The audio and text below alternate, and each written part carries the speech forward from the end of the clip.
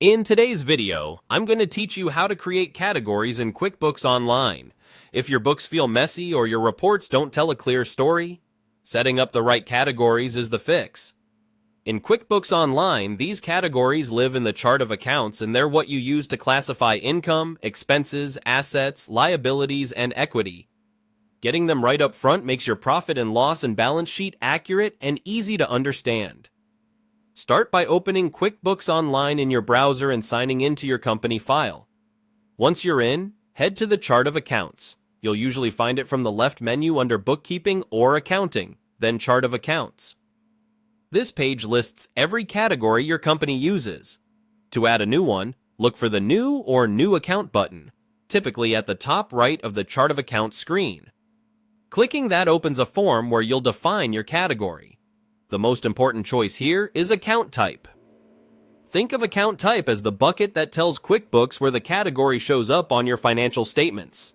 For example, use expense for day-to-day costs.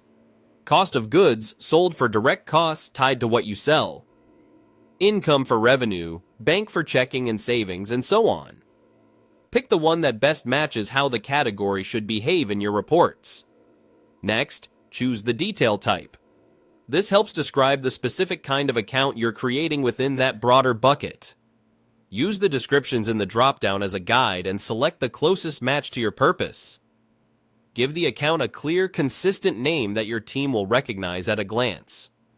If it helps, add a brief description to explain when to use it. If you plan to group this under an existing parent category, mark it as a sub-account and select the parent. Sub-accounts keep reporting organized and let you see totals at the parent level with detail underneath. When everything looks right, save the new account. You'll be returned to the chart of accounts with your new category listed. If you need more categories, simply repeat the same process. New account, select the correct account type and detail type, name it clearly, and save.